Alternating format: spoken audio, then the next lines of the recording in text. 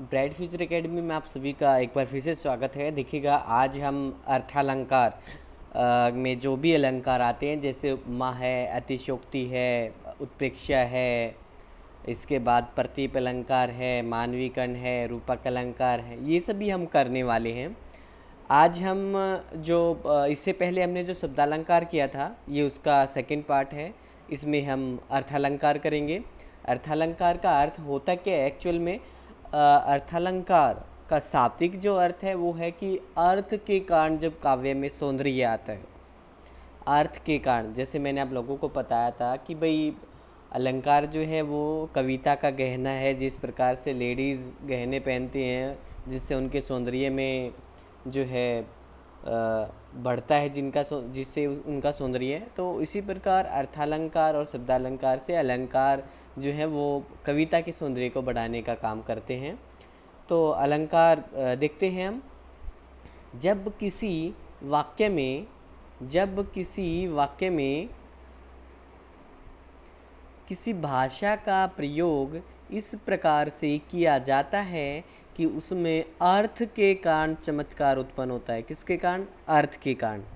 तब वहाँ पर अर्थालंकार होता है, अर्थ के कारण। इसमें हम भेद पढ़ेंगे: उपमा अलंकार, अतिशयोक्ति अलंकार, उत्प्रेक्षा, भ्रांतिमान, रूपक, विरोधाभास, विशेषयोक्ति और प्रतीप अलंकार। ये सब हम इसके अंदर पढ़ने वाले हैं। देखिएगा, आप अगर किसी भी टेट का एग्ज़ाम दे रहे हैं, कोई भी डीएसएसबी का आप एग्ज़ाम दे रहे हैं, आप हरियाणा का, हरियाणा पुलिस का, हरियाणा सीईटी का, या यूपी से रिलेटेड जिसमें हिंदी जो है एग्ज़ाम में हिंदी पूछी जाती है, तो अगर आप इस प्रकार का एग्ज़ाम दे रहे हैं तो आपसे एक रिक्वेस्ट है कि आप वीडियो को पूरा देखिएगा, क्योंकि यहाँ पर हम वो अलंकार करने वाले हैं, वो एग्जाम्पल लेने वाले हैं जो आपके एग्ज़ाम में डायरेक्ट पूछ लिए जाते हैं, जिनसे आपका 1 से 2 नंबर श्योर हो जाएगा। तो चलते हैं हम, देखिएगा। सबसे पहले हम करते हैं उपमा अलंकार। उपमा अलंकार में क्या होता है, अगर आप देखेंगे तो उपमा अलंकार में जहाँ पर किसी व्यक्ति विशेष, पदार्थ, प्राणी के गुण धर्म, जाति, समूह, वर्ग की विशेषता, आकार आदि के बारे में ये बोध कराता है। ठीक है। अब देखिएगा, उपमा अलंकार में होता क्या है, इसमें उपमेय उपमान की तुलना की जाती है। अब आप सोचेंगे कि उपमेय उपमान है क्या, तो उसके बारे में भी हम बातें करेंगे। जो 2-3 आपके अलंकार हैं, उत्प्रेक्षा है, उपमा है, रूपक है, इनमें आपका उपमेय और उपमान से रिलेटेड कुछ पंक्तियां हैं जो आप लोगों को ध्यान में रखनी है, जो आपके लिए बहुत ज़रूरी है। उपमान और उपमेय में अंतर क्या होता है, हम उपमान और उपमेय कहते किसको हैं, ये सब जब आपका क्लियर हो जाएगा तब आप इसको अच्छे से जो है कर पाएंगे। तो इसमें हम देखते हैं सबसे पहले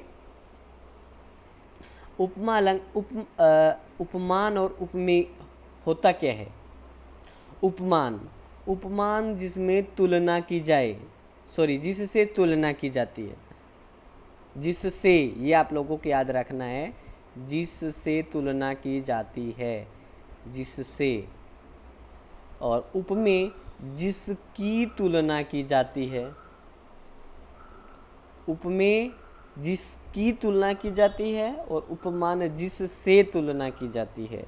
ये बातें आप लोगों को ध्यान रखना है।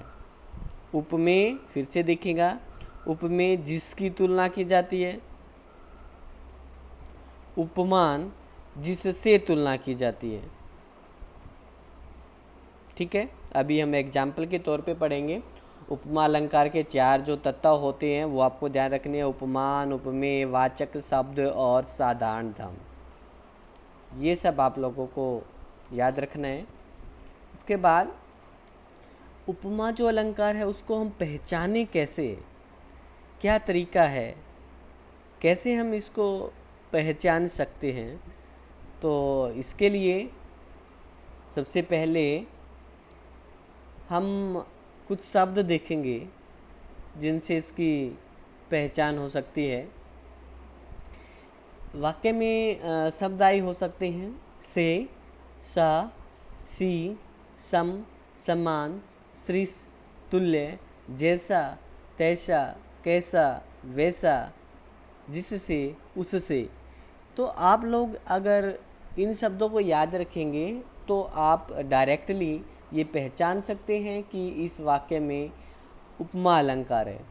सा, से, सी, सम, सृस, तुल्य, समान, ये सब चीज़ें आप लोगों को याद कर लेनी है।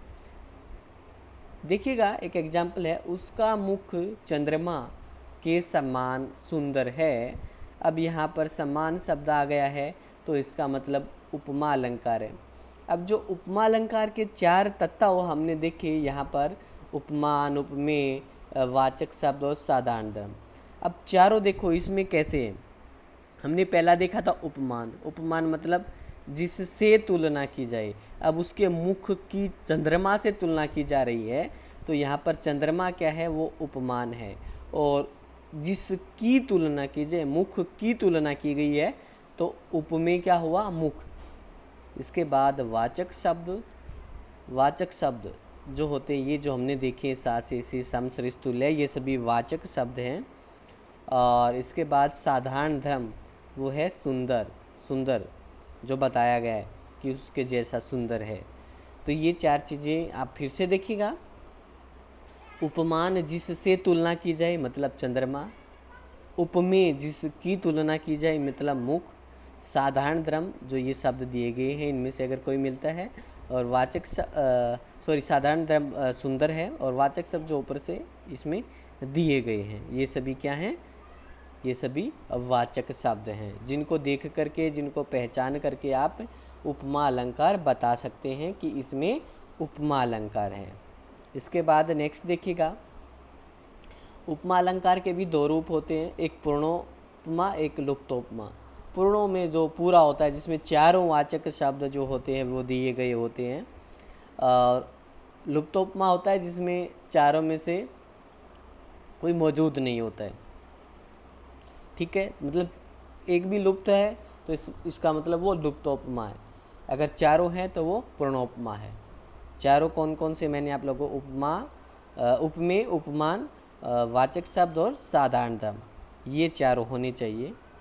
ठीक है, जैसे अभी इस वाले में देखेंगे आप लोग, इसमें देखेंगे तो इसमें थोड़ा सा आपको ये लगेगा कि इसमें कोई ना कुछ गायब है। देखो, मेरा मुख चंद्रमा के समान है। अब इसमें चंद्रमा के समान सुंदर जैसे लास्ट वाले में आया था, इसमें वो नहीं आया है। अब इसमें आप देखेंगे चंद्रमा क्या है, देखिएगा मैंने आप लोगों को पहले बताया है, उपमेय जिसकी, ध्यान रखना है, उपमेय जिसकी तुलना की जाए, उपमान जिससे तुलना की जाए। देखिएगा मैं इससे पहले वाला आप लोगों को दिखाता हूँ। उपमेय जिसकी तुलना की जाए, उपमान जिससे तुलना की जाए, यहाँ पे आप लोगों ने देखा। इसके बाद अभी ये आप लोगों को समझ आ गया होगा, इसमें साधारण धर्म नहीं है जो सुंदरता लास्ट वाले में था। इसमें वाचक शब्द जरूर है। सम्मान जो शब्द है ये वाचक शब्द के अंतर्गत आएगा, ये इसमें है, इसलिए ये लुप्तोपमा है क्योंकि इसमें साधारण धर्म नहीं है। उपमेय है, उपमान है, वाचक शब्द है, लेकिन साधारण धर्म इसमें नहीं है। इसके बाद कुछ एग्जाम्पल हम लोग लेते हैं। एग्जाम्पल के थ्रू हम देखते हैं कि इसमें कैसे जो है इनको हम समझ पाएंगे, कैसे इसका एग्जाम्पल के थ्रू हम इसको देख पाएंगे कि इसमें ये अलंकार है। सागर सा गंभीर हृदय हो, गिरि सा ऊंचा हो जिसका मन। अब सा आ गया। पीपर पात सरिस, देखिएगा ये सरिस शब्द आ गया तो मतलब उपमा। नील गगन सा हृदय था रो रहा, यहाँ भी सा आ गया। हाय फूल सी कोमल बच्ची, हुई राख की थी ढेरी। तुम सम, सम सम शब्द आ गया, यहाँ पर भी सम आ गया। प्रातः नभ था बहुत नीला, शंख जैसे, जैसे शब्द आ गया। ये सभी जो हैं ये बोध कराते हैं हमें जो एक प्रकार से समानता है, सम, सा, से, सी, सम, सृस, तुल्य, जैसे, समान, ये जो शब्द हैं इन्हीं से हमें पता लग जाता है कि इसमें उपमा अलंकार है। तो आशा करता हूँ आपको ये समझ आया। इसके बाद नेक्स्ट देखते हैं उत्प्रेक्षा। उत्प्रेक्षा अलंकार क्या होता है? उत्प्रेक्षा का शाब्दिक अर्थ है संभावना या कल्पना। संभावना या कल्पना।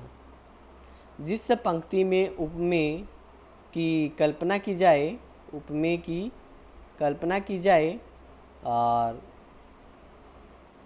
या संभावना की जाए, जिस पंक्ति में उपमेय में उपमान की कल्पना की जाए। देखिएगा, जो आपका इससे पहला उपमा अलंकार था उसमें उपमेय उपमान ये शब्द आए थे, इसमें भी आ रहे हैं, थोड़ा सा अंतर है। इसमें कह रहा है कि जिस पंक्ति में उपमेय में उपमान की कल्पना की जाए, ये ध्यान रख लेना है, उपमेय और उपमान। उपमेय में उपमान की कल्पना की जाती है। उत्प्रेक्षा अलंकार को पहचानने की भी एक ट्रिक है। इसमें भी कुछ ऐसे शब्द हैं जैसे उपमा अलंकार में थे तो उत्प्रेक्षा में भी हैं। उत्प्रेक्षा में क्या है? इसमें मनु जनु, मनो मानो मनहु, जानो जनो जनहु, किंतु परंतु, बल्कि, वर्ण, क्योंकि, जिससे कि, ताकि, ये शब्द अगर आपको दिखाई दे रहे हैं तो ये शब्द ये डिनोट करते हैं, ये दर्शाते हैं कि यहाँ पर उत्प्रेक्षा अलंकार होने की संभावना है। ऐसे शब्द अगर आपको मिल जाते हैं तो हम सोच सकते हैं कि भाई यहाँ पर इस टाइप से उत्प्रेक्षा अलंकार हो सकता है। ये आपको पहचानने के लिए एक ट्रिक है जहाँ पर आप लोग इसको पहचान सकते हैं। इसके बाद इसमें देखते हैं कुछ उदाहरण देखते हैं जिसके थ्रू हमें पता लग जाएगा। चमचमाते चंचल नयन विच घूंघट पट छीन मानहु। देखिएगा यहाँ पे ये आ गया है मानहु, मानहु, मानहु, जानो जनहु, ये सब मैंने आप लोगों को बताया था। अगर इस प्रकार से अगर आ जाता है तो ये शब्द आपके उत्प्रेक्षा अलंकार के हैं। कहती हुई यो उतरा के नेत्र जल से भर गए, हिम के कणों से पूर्ण मानो, मानो आ गया, तो ये भी आपका उत्प्रेक्षा अलंकार है। अब आगे देखिएगा, सोहत ओडे पीठ पट श्याम सलोने गात, मनहु नीलमणि शैल पर आतप परयो पर भात। देखिएगा, इस पंक्ति का एक्चुअल में अर्थ ये है कि भाई जो श्री कृष्ण हैं वो पीले वस्त्र पहने हुए हैं और वो ऐसे लग रहे हैं, मानो ऐसे लग रहे हैं कि नीलमणि जो शैल है, पर्वत है, उस पे जो जैसे सवेरा होता है तब सुबह की लालिमा होती है, थोड़ा थोड़ा पीला रहता है, थोड़ा थोड़ा लाल रहता है जब सूरज निकलता है, तो उस प्रकार से ये लग रहा है। तो मनहु इसमें शब्द आया है तो इसका मतलब ये उत्प्रेक्षा अलंकार है। जो हमने इससे पहले इसके कुछ शब्द बताए थे पहचानने के, जानो जनो जनहो, मानो मनो मनहु, इस प्रकार से। तो आपको ये याद कर लेने हैं। इस प्रकार के अगर शब्द आते हैं तो आप इनको देख कर के उत्प्रेक्षा अलंकार को टिक कर सकते हैं। इसके बाद नेक्स्ट है रूपक। रूपक का शाब्दिक अर्थ है समानता, अभेद या अभिन्नता। जिस पंक्ति में गुणों की अभिन्नता के कारण उपमेय में उपमान का अभेद या समानता का आरोप है उसे रूपक अलंकार कहते हैं। देखिएगा, उपमेय उपमान आप लोगों को याद रख लेना है, बहुत ज़रूरी है। इसमें भी देखिएगा आप, मैया मैं तो चंद्र खिलौना ले हूँ, इसमें चंद्रमा उपमान है और खिलौना उपमेय की समानता बताई जा रही है। खिलौने में और चंद्रमा में समानता, इसका यही है। इसमें रूपी शब्द भी आ जाता है, रूपी तो भी, और रूपी शब्द ना भी आए तब भी हो सकता है। हमें देखना है कि इसमें समानता का आरोप होता है और इसमें जो होता है कि मैं जैसे अभी इसमें किया है उपमान और उपमेय, उपमेय और उपमान, ये आप लोगों को ध्यान रख लेना है कि उपमेय जो होता है जिसकी तुलना की जाती है और उपमान होता है जिससे तुलना की जाती है। अब चंद्रमा से तुलना की जा रही है और इसमें समानता का आरोप होता है, समानता इसमें दर्शाई जा रही है। चंद्र खिलौना, यहाँ पर देखिएगा एक और पहचानने की आपको ट्रिक बता देता हूँ। यहाँ पर बीच में जो डैश आप लोगों को दिखाई दे रहा है, यहाँ से आप समझ सकते हैं चंद्रमा रूपी। यहाँ पर अगर इस प्रकार से कोई समानता है तो आप समझ सकते हैं कि इसमें रूपक अलंकार है।